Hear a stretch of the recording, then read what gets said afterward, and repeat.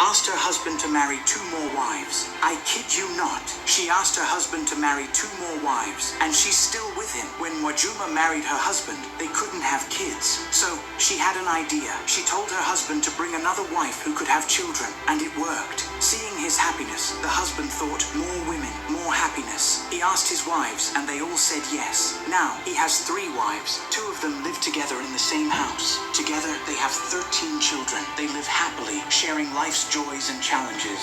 Years later, Mwajuma also had 2 children. She says letting her husband marry more was her best decision. Her message to the world: let your man do what he wants. He won't cheat, and you'll live happily. It's a story of love, understanding, and the beauty of unconventional choices. This is not just a story, it's a testament to the fact that happiness comes in many forms. This woman asked her husband to marry 2 more wives. I kid you not. She asked her husband to marry 2 more wives, and she's still with him. When Wajuma married her husband, they couldn't have kids. So, she had an idea. She told her husband to bring another wife who could have children, and it worked. Seeing his happiness, the husband thought, more women, more happiness. He asked his wives, and they all said yes. Now, he has 3 wives. 2 of them live together in the same house. Together, they have 13 children. They live happily, sharing life's joys and challenges. Years later, Mwajuma also had 2 children. She says letting her husband marry more was her best decision. Her message to the world: let your man do what he wants. He won't cheat, and you'll live happily. It's a story of love, understanding, and the beauty of unconventional choices. This is not just a story, it's a testament to the fact that happiness comes in many forms. This is the book of Sirach, chapter 26 and verse 13. The grace of a wife delighteth her husband, and her discretion will fat his bones. A silent and loving woman is a gift of the Lord, and there is nothing so much worth as a mind well instructed. A shamefaced and faithful woman is a double grace, and her countenance mind cannot be valued. Shalom, shalom, shalom. This is your brother Kahan from the GMS Prophetic Vibration Camp here in Trinidad with another video, another lesson through the power and spirit of Yahweh Baal Shem Yahushai. So first and foremost, Kal Halayim, La Alahayanawa Yahweh Baal Shem Yahushai, Baal Shem Kodash, Barakata Yahweh, Barakata Yahushai, Barakata Yahweh, Barakata Yahushai, Barakata Yahweh, Barakata Yahushai. Double honors unto the apostles and elders of Great Millstone Natural Well. Peace, blessing, salutation unto the brothers who preaching and teaching this truth throughout the 4 corners of the earth, risking their lives and their freedom to do so now more than ever. Shalom unto the speckled bird Israelites, and shalom unto the very few, very few, but faithful Akwatiam, which is the sisters. Alright, so the title for this edification is something for you women to strongly consider. Alright, something for you women to strongly consider. And when I'm speaking about you women, I'm speaking about you so-called Negroes, Hispanics, and Native American Indians. Alright, you women of these people groups, that is of the 12 tribes of Israel, that is on the western side of this world, mainly to speak of. Alright, because why I'm strongly stressing on this western side of the world, because the western values, the values of the West that our women has been indoctrinated into, it has destroyed them much of a great deal. Alright, their minds, their way of thinking, their actions, and all aspects of them, it has destroyed them. And I said them, I'm speaking about 98% of the women, 98% of the women. So, as you see there in the clip that I just played, alright, The clip that I just played, it was not is Salakia. Let me gather my thoughts together. Alright, the clip that I just played, it was something that we as a people were stripped of. Alright, it was a custom, a traditional heritage, act that was given unto us from the Most High, Yahweh, alright, and His Son Yahweh Shai, that we as a people have been stripped of when we came over here in the West, during slavery. Okay, because such an act was a nation building. Such an act, that part of our heritage was something that had built our nation. Had our nation in a sense of prosperity. It was an order of things. All right, it was an order of things. Now, I'll rant a little bit here. I'll get into the scriptures and whatnot, but let's rant a little bit here. Now we came here in the West. We as a people, our women, back then when we was in our right mind and know who we were, knew ourselves, our women, they were properly well cultured, and they know that, for a fact that a man supposed to, not just allowed, but a man supposed to have more than one wife for very many reasons.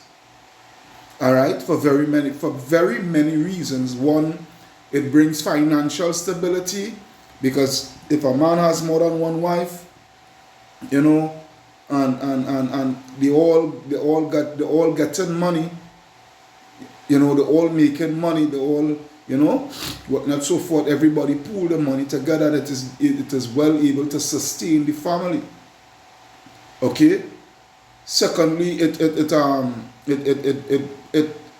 takes away prostitution, whoredom. All right. It takes away prostitution and whoredom. All right.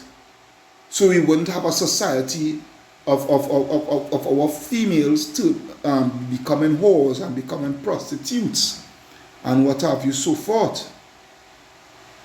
Okay. Thirdly, it brings a structure. It brings a structure of order within the family, because each one have to look after each one, in the sense of they look after the household, look after the children, whatnot, so forth. Okay? And also, last but not least, how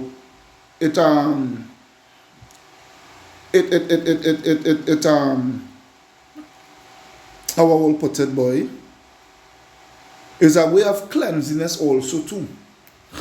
Okay, is a way of cleanliness also too, because when one of your wives, they're on the monthlies and whatnot, so forth, you cannot go on to her. So what? You have your other wives that is available. Okay? So you could go on to your other wives that is available. You understand what I'm saying? So this is the thing here. And that woman, what she had done, it wasn't, as the man said, was she came up with an idea. That is not an idea. That is something that was being done amongst us Israelites. All right, that was being done amongst us Israelites for as long as we've been in existence. All right, but we came into this Western world, Western society, Western ideologies, Western teachings, and what have you, so forth, Western philosophies, And we have been robbed, totally robbed. So now we have a situation where a man cannot have, first to begin with, the woman is put up on a pedestal.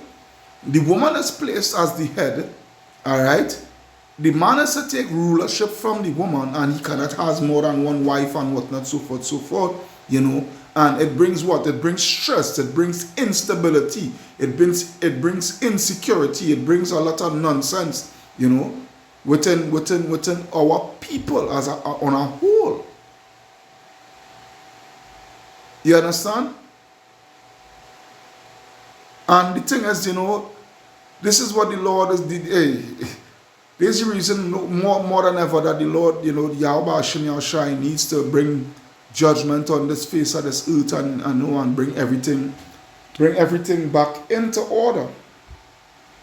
Yeah, bring everything back into order. Yeah, because when you go to, let's go to the scriptures. Let's go to the scriptures. Let's take a look at the scriptures. First instance of such an act taking place, when you go to Genesis chapter 16 and verse 1, I will start at verse 1, where it reads, now this is going into Sarai or Sarah and Abraham and Sarah's handmaid, which was Hagar, the Egyptian. Now watch this.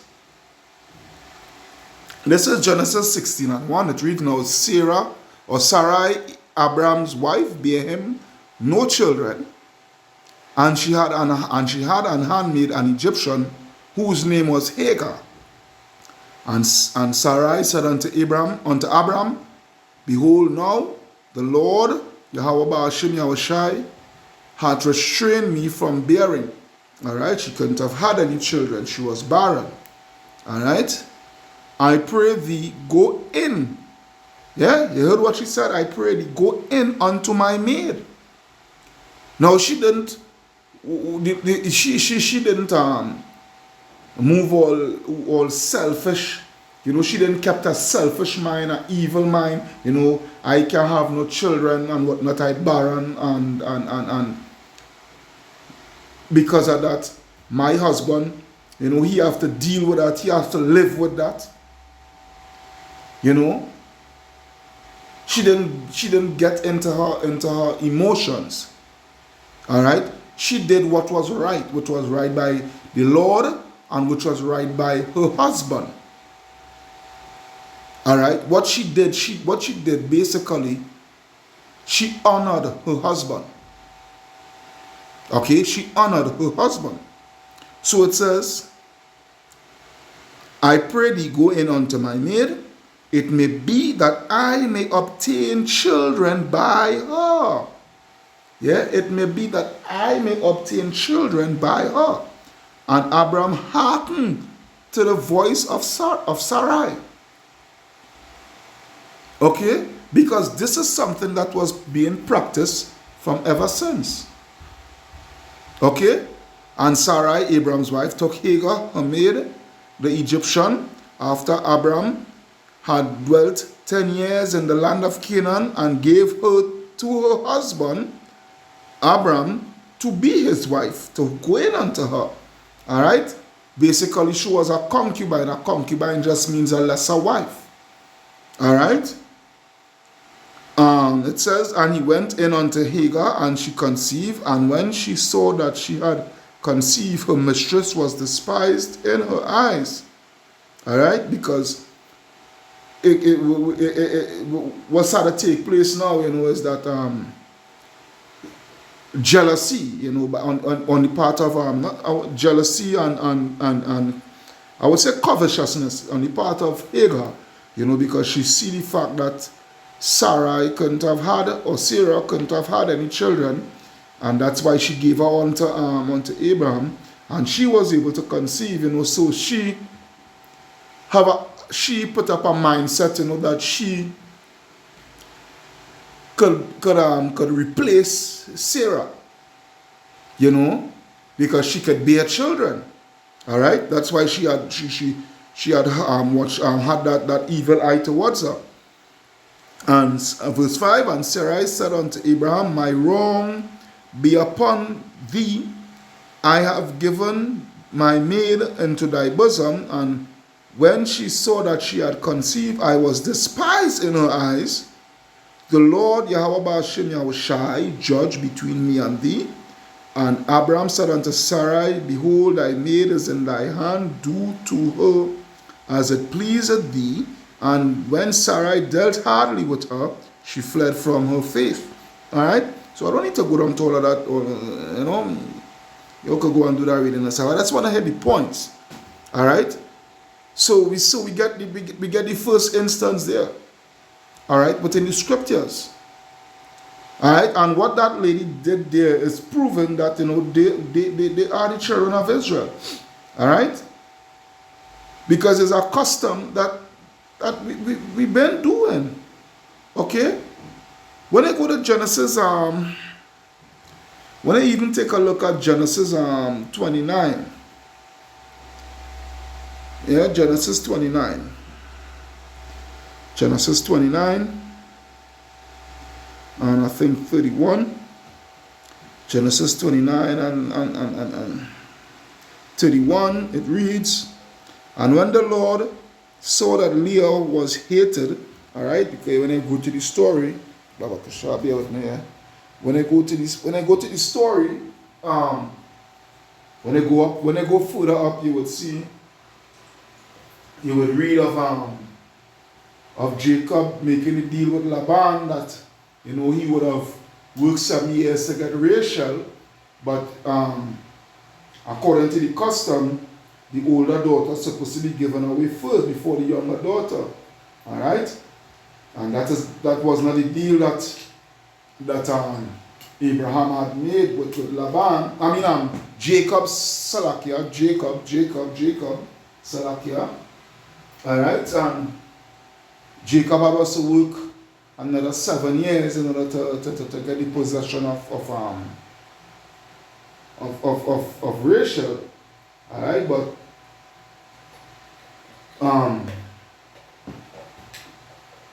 Leah wasn't his preferred choice,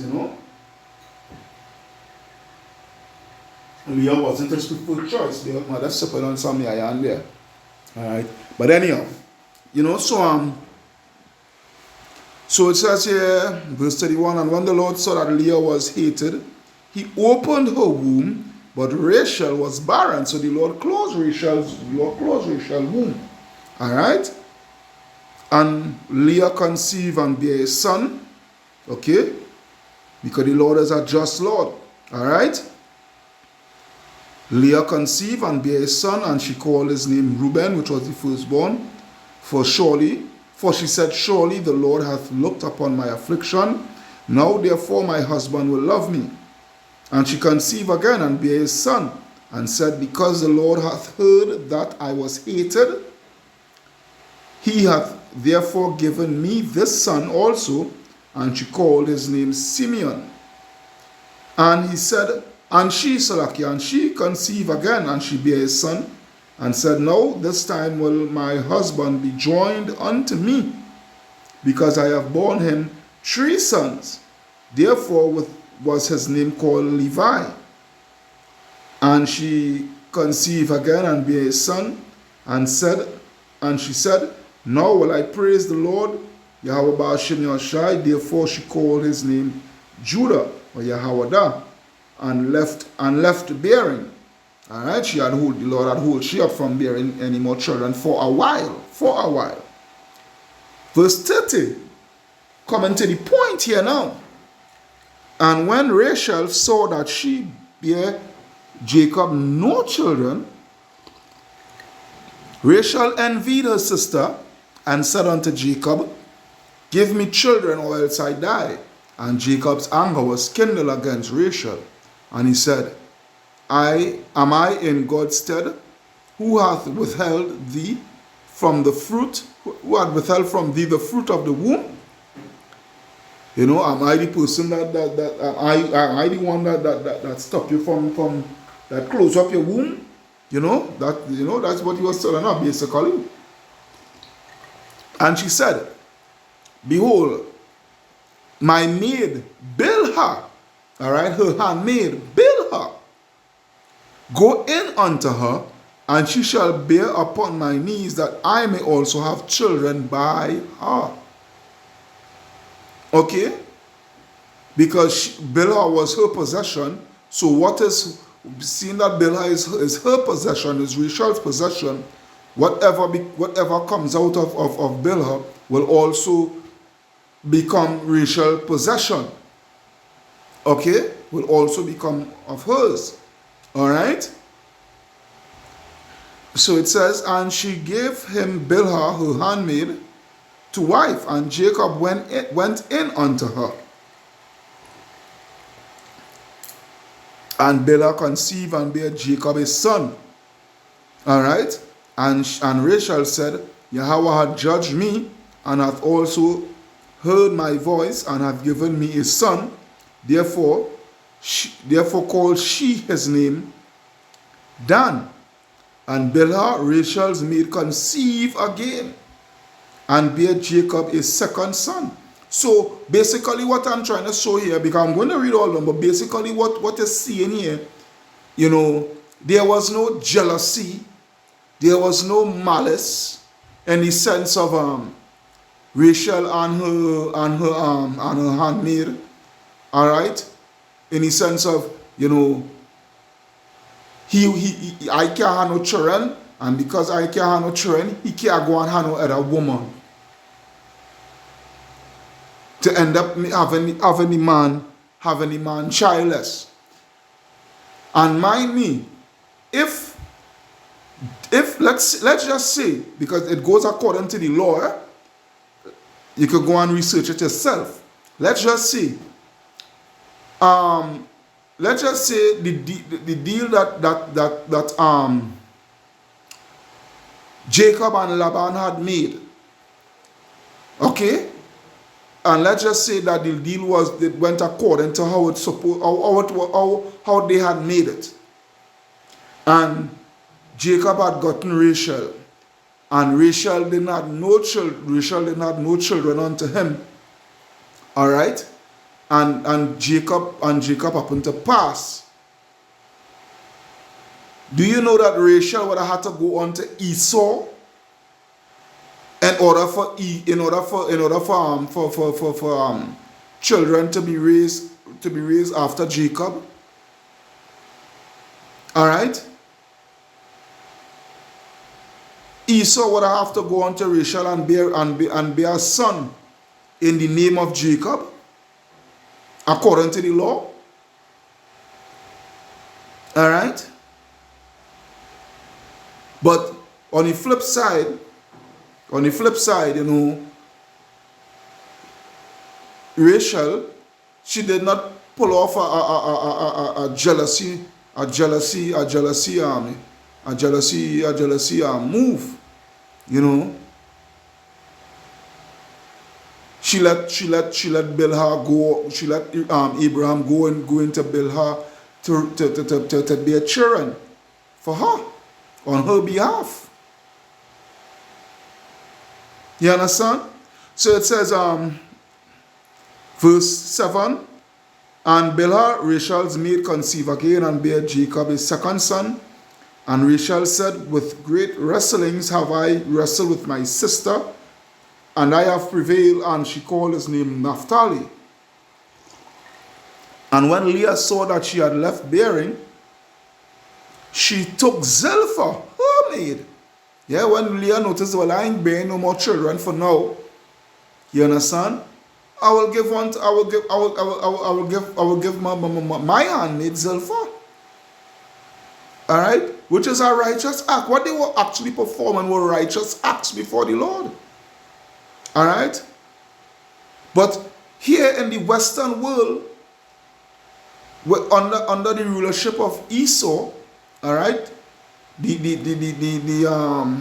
adversary of the Most High, what Esau did, Esau make it a crime, in the sense of, you know, he gave these women power.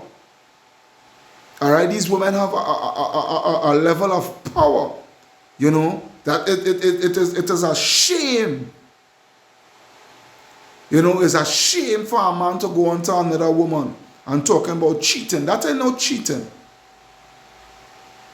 Because a man could have as many wives as he could have, so as long as he could be able to maintain them and whatnot so forth. Now we're not saying and we're not teaching, you know, that a man must go out there, you know, a brother who in the truth must go out there and accumulate as much wives. No, we're just showing you how it was.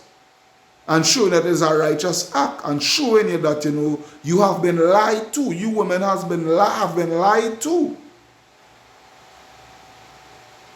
Alright, you women had been misled. Alright, with all this feminism nonsense and what have you. Alright? So, when, verse 9, and when Leah saw that she had left bearing, she took Zilpah, her maid, and gave her Jacob to wife, and Zilpah, Leah's maid, bare Jacob his son. And Leah said, a troop cometh, and she called his name Gad. And Zilpah, Leah's maid, bare Jacob his second son. And Leah said, happy am I, for the daughters will call me blessed. And she called his name Asher. And when Reuben went in the days of wheat harvest, and found mandrakes in the field, and brought them unto his mother Leah, then Rachel said to Leah, give me, I pray thee, of thy sons mandrakes. And she said unto her, is it a small matter that thou hast taken my husband, and wouldest thou take away my son's mandrake also? And Rachel said, therefore he shall lie with thee tonight for thy son's mandrakes. And Jacob came out of the field in the evening, and Leah went out to meet him, and said, thou must come in unto me, for surely I have hired thee with my son's mandrakes. And he lay with her that night, and Yahweh hearkened unto Leah, and she conceived and bare Jacob the fifth son. Yeah? The Lord make that to happen on purpose. Alright? That deal that was struck between the two sisters. Alright? For Jacob to go on to Leah. Alright? In order for Jacob to go on to Leah to bring forth another son. And Leah said, Yahweh hath given me hire, because I have given my maiden to my husband. And she called his name Issachar. And Leah conceived again and bare Jacob the sixth son. And Leah said, Yahweh hath endued me with a good dowry. Now will my husband dwell with me, because I have borne him 6 sons. And she called his name Zebulun. And afterward she bare a daughter, and called her name Dinah. And Yahweh remembered Rachel, and Yahweh hearkened to her, and opened her womb. And she conceived and bare a son, and said, Yahweh taken away my reproach. And she called his name Joseph, and said, the Lord shall add to me another son. And it shall come to pass, when Rachel had born Joseph, that Jacob said to Laban, send me away that I may go unto my own place and unto my country. Give me my wives and my children, for whom I have served thee, and let me go, for thou knowest my service which I have done thee. And Laban said unto him, I pray thee, if I have found favor in thine eyes, tarry, for I have learned by experience that the Lord hath blessed me for thy sake. Alright, so we see in that it was never a problem. It was never a problem of us having wives, multiple wives, you know, or you're having wives and they have their handmaids, and when the wife couldn't have bear children, couldn't have got pregnant, couldn't have conceived, all right, that they would give off the handmaid, all right, they would give off their maids, all right, in order for the maid to bear children for them. You understand? But we in a society here now where we have been robbed of our heritage, all right, and look at it as scorn. All right, Esau has deceived our woman, all right, to look at as a man having multiple wives as a scorn. All right, multiple wives and multiple children, that is a scorn. In the Western world, that is a scorn. All right, I can remember some talk show, some talk show where there was interviewing Akon, and Akon has a multiple amount of children, about 10, 12, or maybe 15 children, I can't remember. But he has a good bit of children with couple wives. And you know, the woman was trying to scorn Akon and put him in this kind of bad light, but that is not being a good father, and this and that and the other. But the man is providing for his children. All right, he may not be there to be in their presence, in each and every one of their presence. All right, but at the end of it all, the man is making sure that they are provided for and everything. That's the most important thing. And when he is able to be there, he is there. All right, just the other day, I was watching on a clip, Elephant Man. Big Jamaican dancehall artist, Elephant Man. 32 children the man has. 32. Yeah, 32 children. And he still want more. There was a man in Africa, in Nigeria, all right, over 100 children. With about 20 wives or something like that. So, where there is nothing wrong with that. That is not cheating. That is a righteous act. If the man was going on to other men's wives, there where the trouble lies. But as long as he is going on to a woman that does not have a husband, all right, that does not have a husband, it's all well and good in the eyes of Yahweh Ba'ashem Yahweh Shai. And again, what she did was a righteous act. All right. Hey, the Lord gave him a blessed woman. That is what they call a blessed woman, a virtuous woman. Yeah. When it goes to Sirach 26, where it reads what? A woman that honoreth, Sirach 26 and 26, a woman that honoreth her husband shall be judged wise of all. Yeah? And that's what she did, and she did a wise act. And because of she putting aside pride,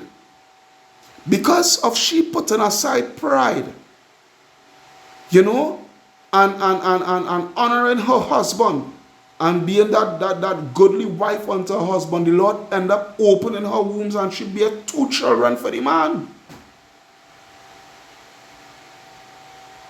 Had she been a wicked, jealous, selfish wife, the Lord would have never opened up she womb. Yeah, the Lord would have never opened up she womb. And I know how much men suffering.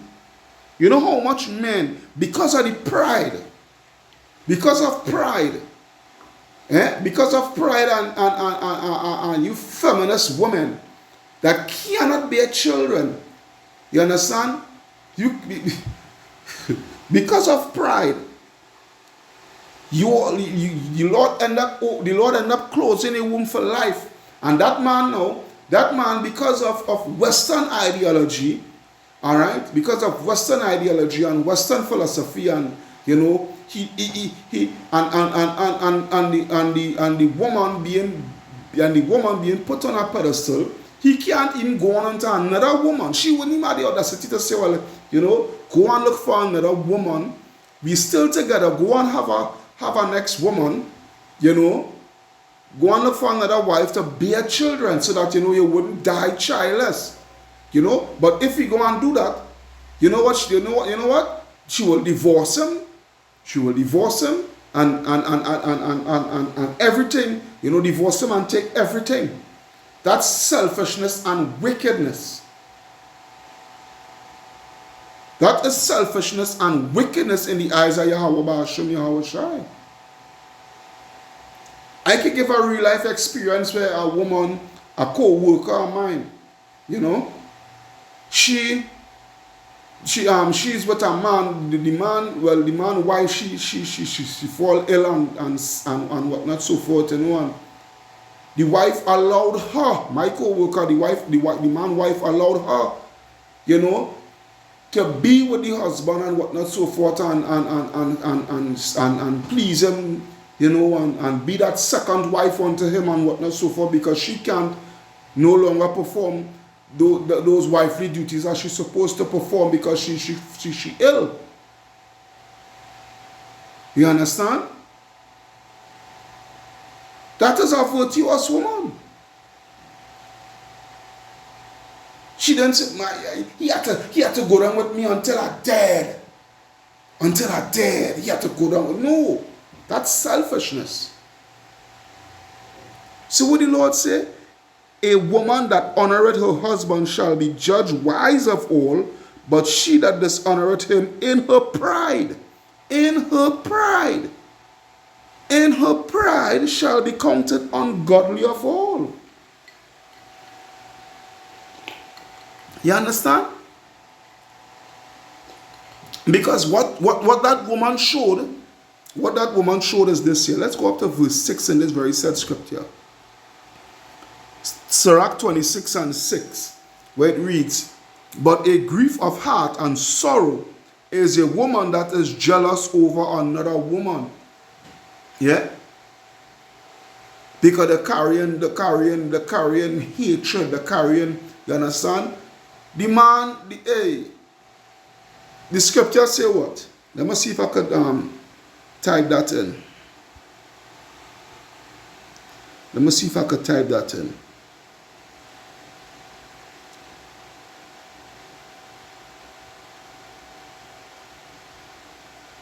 Yeah? 1 Corinthians 11 and 8. Let's get that and I'll come back to the scripture. 1 Corinthians 11 and 8. Where is you? 1 Corinthians 11 and verse 8. Right? It reads. I'm not saying that one time. It reads, for the man is not of the woman, but the woman of the man. All right? Neither was the man created for the woman, but the woman for the man. Yeah? For the man. This is where it is. Right? This is where it is. The woman was made for the man. You understand? The man wasn't made for the man wasn't made for you women in the sense of, you know, you women being rulers over the man and whatnot, so forth, and he cannot have. No. A woman was made for a man. All right, a woman was made to be a helpmeet unto that man. That's why when I go to Sirach, going back to Sirach, but this scripture here is Sirach 36.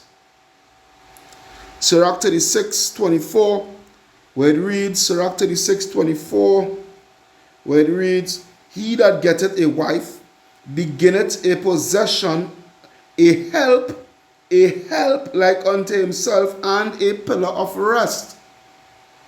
And a pillar of rest. Alright, not nagging in the man's head all the time, you know. Searching through the man's phone, searching through his pockets, this, that, the other, stalking him, all these things to find out what he's doing and whatnot, so forth. Hey, you women need to humble yourself, and hey, you women is going to learn the hard way pretty soon. Pretty soon. You all is going to learn the hard way. So when you go back to Sirach, same Sirach, but the same 26 and 6, Sirach 26 and 6, where it reads, but a grief of heart and sorrow is a woman that is jealous over another woman, and a scourge of the tongue which communicated with all. You understand? Because what is taking place with you women on this Western side, this Western hemisphere, is jealousy and pride and control. You understand? Jealousy, pride, control, power that you all having, all right, on the side here that was given unto you by the so-called white man. And hey, what has that done for you all? What progress, you know, what progress and elevation has that done for you all? All right? Because you all use that power to what? To disrespect the man, to downtrodden the man, whatnot, so forth, so forth. You understand? Oppress. And how is that working out for you all? Now all that thing you all what? You all crying out because you all coming to the realization, the conclusion that hey, all these things, it makes no sense. Your feminism and a man having more than one wife, this, that, the other. You know, a man not having more than one wife, but he must cater to you and all these things. Hey, it not making no sense for you all. Yeah, it not making no sense at all for you women. And it's time you women come to the realization and see it for what it is. Yeah, it's time you women come to the realization and see it for what it is. Now I have a next clip here that I'm going to play. Now take this clip in here now. Every last one of you pregnant tonight. Me, by myself. Yeah. He said, I can get every last one of you women pregnant till tonight all by himself, which is a fact. Which is a fact. Now let's continue. Now let's flip it the other way, right? If it was all men here and it was just you as a woman, how many times could you get pregnant? A singular time. One time. The biology shows us that the woman gets pregnant one time by one man and then has to stick with that for 9 months. So if you and I go off and we both want to be 304s, I can impregnate half of Miami, but you just have to wait 9 months. You're pregnant by that one guy. You are designed to be dominated by one man. Because the reason why I'm playing this now, because this is what I want to say. You woman, a man must only have one wife. But here it is, you women come with this notion that if a man must have more than one woman, we could have more than one man too.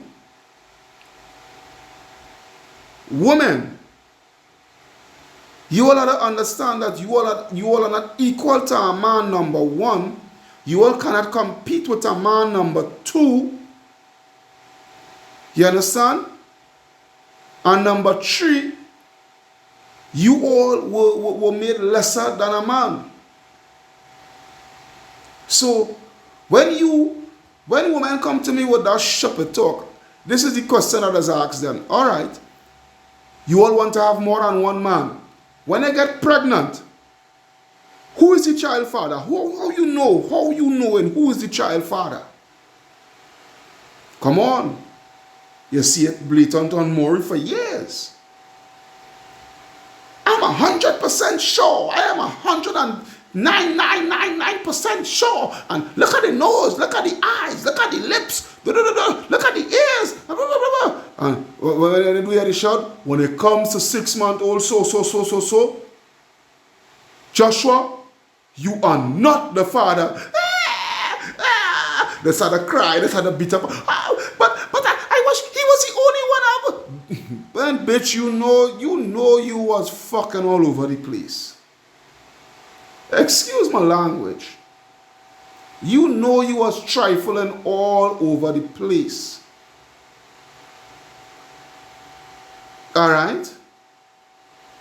But what the man is showing here, the balance and how the Lord create the two genders. A man who has over 100 million sperms in his nutsacks every single day, all right, he could go out and do what he is supposed to do, be fruitful and multiply. Whilst a woman who is that soil, who is that incubator, could only get pregnant once and carry, when I say once per time, and carry that child, or carry that child within her stomach for a period of time until she bears that child, and then she can get pregnant again. And I'm going to come at a precept just now. Bear with me. Soil for one man, but a man is designed to spread his seed. Furthermore, you can only be. A man is designed to spread his seed.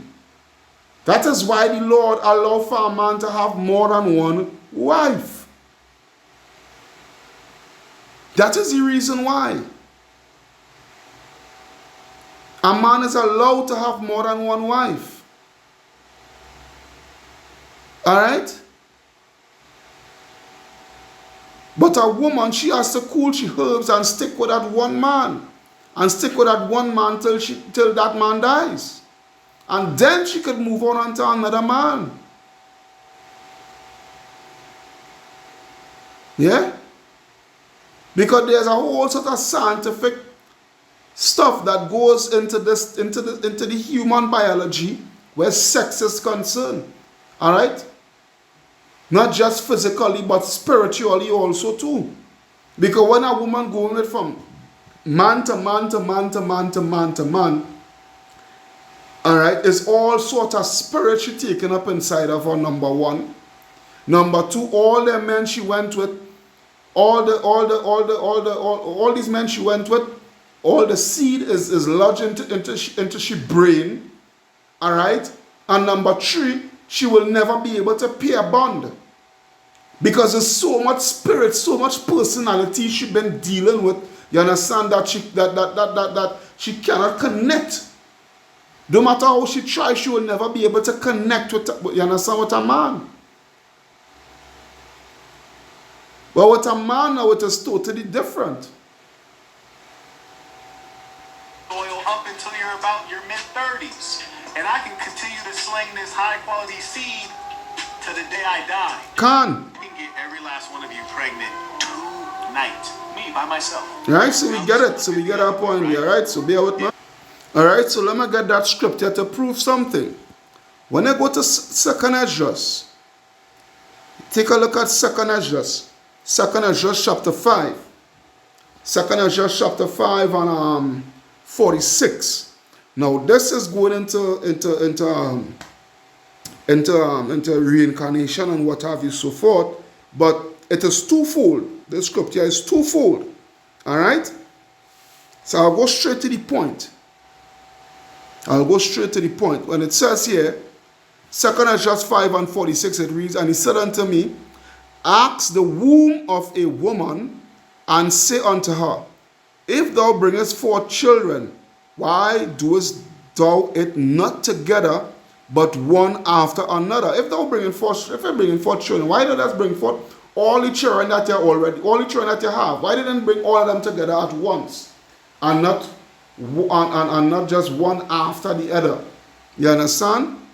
Pray therefore to bring forth 10 children at once. Could a woman bring forth 10 children at one time?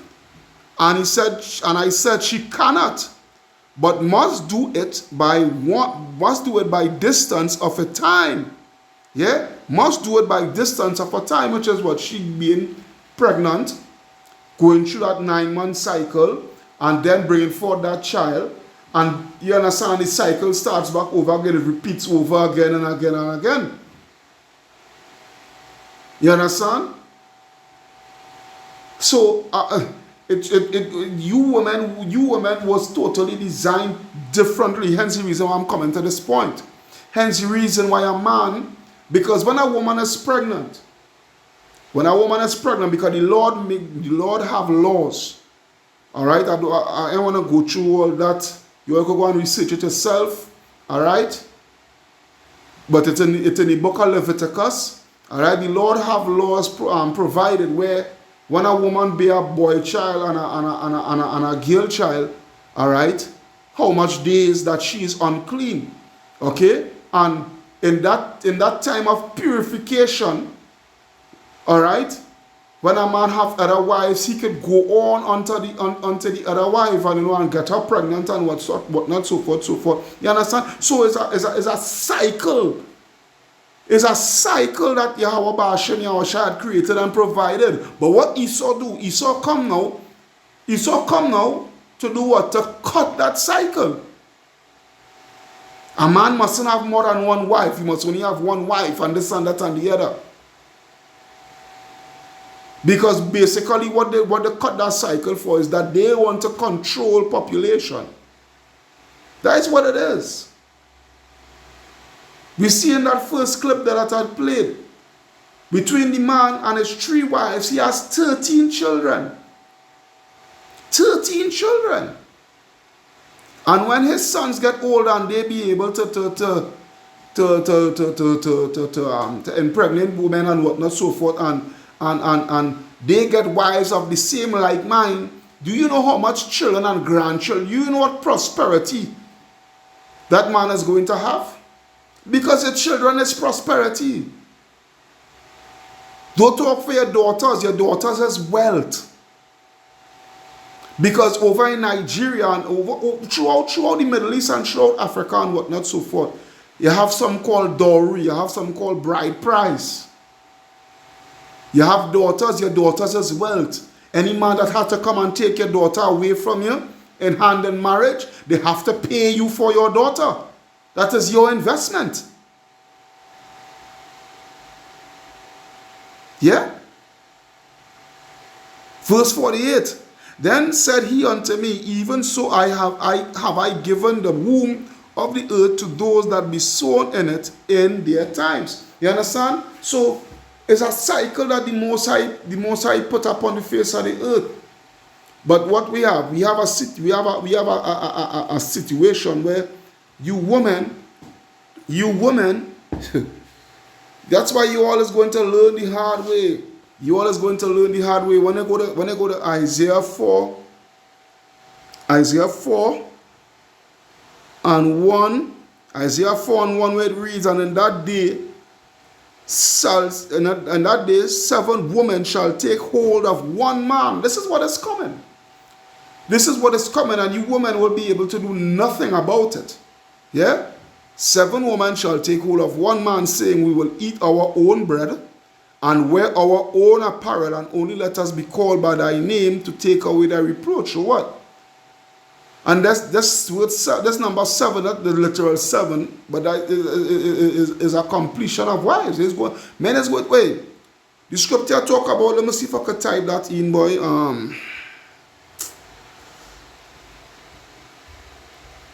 And I roughly paraphrase it, yes. And one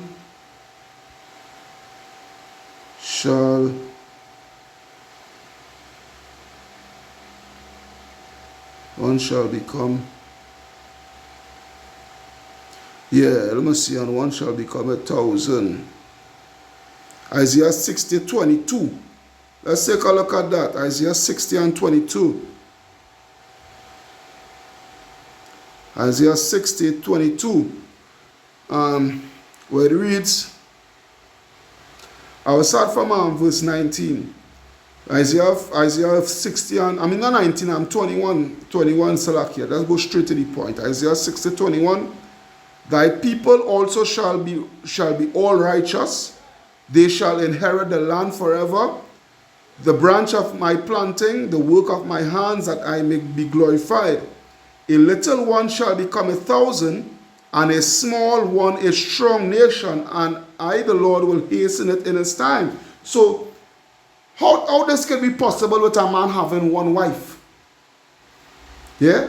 How this can be possible with a man having one wife? You understand what I'm saying? You women need to get in order, or you will... And this is the order that you women need to be in. And I will leave it at that here. Bear with me. Yeah. Alright, so this is Titus chapter 2 and verse 3. And this is the order that you women was going to fall in line with pretty soon. That you all should have been doing. But you refuse. But you're going to fall in line pretty soon. This is Titus 2 and 3. The aged woman likewise, that they,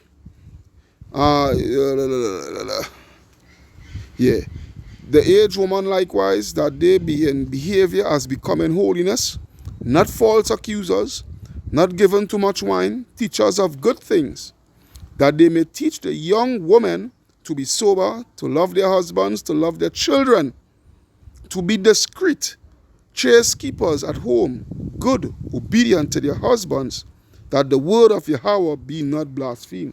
All right? This is the order that you women supposed to be in.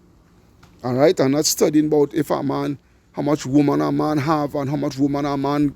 No. This is the order that you all should be in. But anyhow, I hope you all was edified through the power and spirit of Yahweh Ba'ashem Yahushai. All right? This is a brother Kahan from the GMS Prophetic Vibration Camp here in Trinidad, signing out saying Shalom. Kal halayam la alahaya nawa Yahweh Ba'ashem Yahushai Ba'ashem Rakah Kodash. Barakata Yahweh, Barakata Yahushai, Barakata Yahweh, Barakata Yahushai, Barakata Yahweh, Barakata Yahushai. Double honors unto the apostles and elders of Great Millstone at Ruel. Peace, blessing, salutation unto the brothers who preaching and teaching the truth throughout the four corners of the earth, risking their lives and the freedom to do so now more than ever. Shalom unto the speckled bird Israelites, and shalom unto the very few but faithful Aquatium. Alright, the very, very few but faithful Aquatium. Until again, shalom.